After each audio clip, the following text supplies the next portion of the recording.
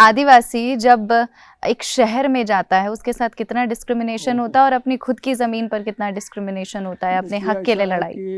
बाहर तो मजबूरी में जाता है ना, और मजबूरी में कहीं भी कोई भी आदमी गया हो, उसकी मजबूरी का लाभ तो हर आदमी लेता है, चाहे आदिवासी हो या गैर आदिवासी हो। वैसे ही हमारे लोग भी जब गांव से शहर काम खोजने के लिए, जीने खाने के लिए या अच्छी ज़िंदगी बिताने के दृष्टिकोण से, कुछ नया कुछ उपाय कमाने करने के दृष्टिकोण से जाते हैं, वहाँ इसकी उनकी भी स्थिति वैसे ही होती है। कोई वहाँ तो क्योंकि अपने देश का जो एक चित्र है ये दो तरह का है, एक गांव का, एक शहर का। जी। शहर के अधिक लोग लुटेरे हैं। इसको लुटेरा माने इस माने में कि उनको कोई मतलब नहीं है, जिससे जो मौका मिला जब मिला उसे शोषण उनका करना ही है, और उसी में से बड़ा बड़ा मकान बन रहा है, किला बन रहा है, जहाँ से फायदा मिले। हाँ, और गांव वाले सीधे साधे हैं जो कमाते हैं तो संतुष्ट हैं। थोड़ा बहुत आजकल नया ढंग से खेती कर रहे हैं तो कुछ पैसा कमा रहे हैं, थोड़ा घर बना रहे हैं। शहरों गाँव में और शहर पैसा ज़्यादा कमा लिया तो वो भी शहर में बसा लिया।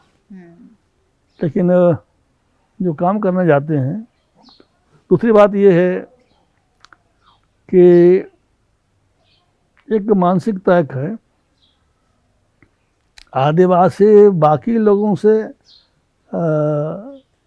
मिक्सअप नहीं होता है जी। मिलना जुलना बातचीत करना, बाकी वो अलग अलग ही रहता है। हाँ जी। अब ये एक बीमारी है। देखिए, मिलने जुलने से या बाकी होने से कोई खराब तो नहीं होता है ना, लेकिन एक सोच कैसे बन गया है कि नहीं वो लोग ऐसे हम लोग को पोषण करते हैं, नहीं मिलना चाहिए, हम लोग अलग रहना चाहिए, अलग। ये भी एक सोच ठीक नहीं है। अलग थलग बहुत रहने से आदमी कब तक रहेगा? जी। या तो अपने आप में विश्वास नहीं है कि अलग थलग नहीं रहेंगे तो हमारा सब पिट जाएगा या लुटा जाएगा, ये सोचता होगा या क्या सोचता हो जाने।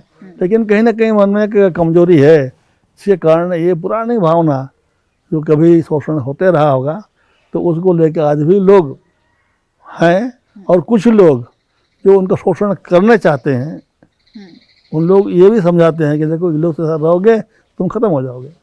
तो ये भी है। तो ये सामान्य जो आदिवासी है दोनों ओर से परेशान है जी। लेकिन धीरे धीरे वहाँ भी लोग सुधार आ रहे हैं, लोगों के विचार बदल रहे हैं और पढ़ लिख रहे हैं। और गांव में भी अब हर गांव में कम से कम मैट्रिक प्लेट तो मिलेंगे ही, एक दो, कहीं कहीं ग्रेजुएट भी मिलेंगे, जॉब नहीं करते हैं, घर में खेती भी करते होंगे।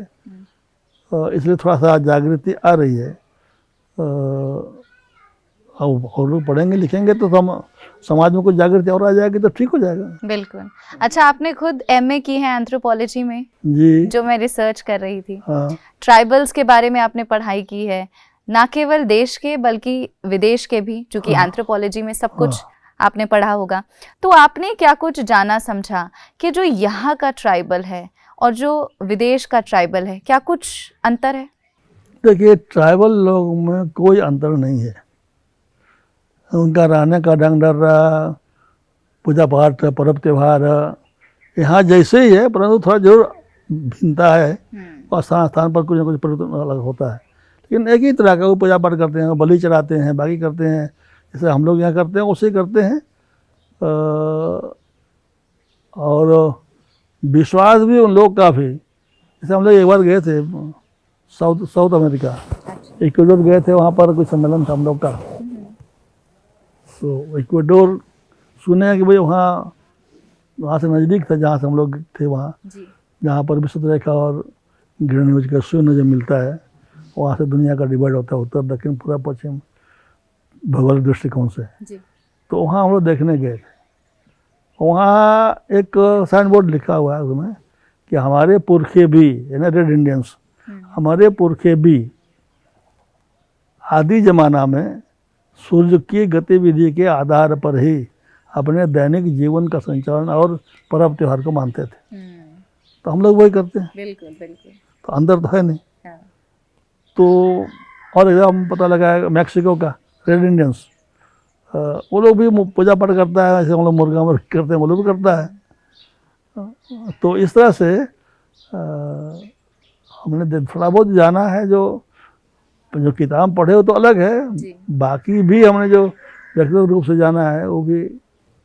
और रेड इंडियंस सूर्य को ही भगवान मानता है और सूर्य की पूजा वो लोग करते हैं गांव में। कोई मंदिर बना दिया, गर्भ मंदिर मैंने ढांचा बना के वहाँ पूजा पाठ करता है। जी। और आदमी भी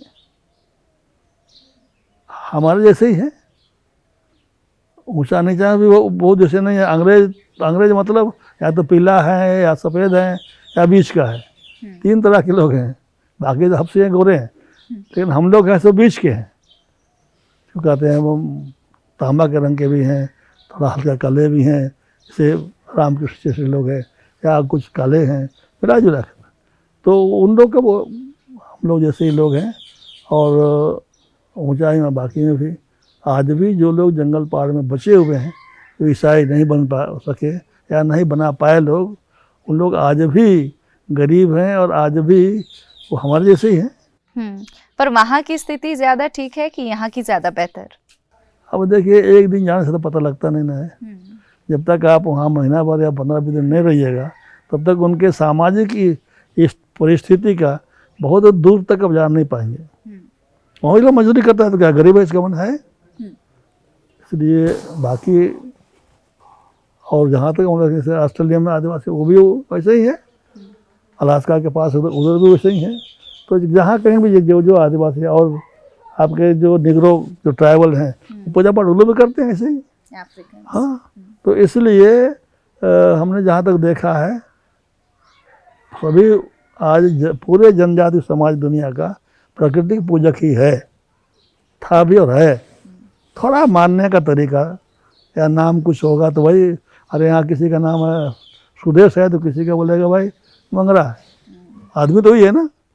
उसी तरह से नाम थोड़ा तरीका थोड़ा अंतर होगा, परंतु मूल रूप से सब एक ही है।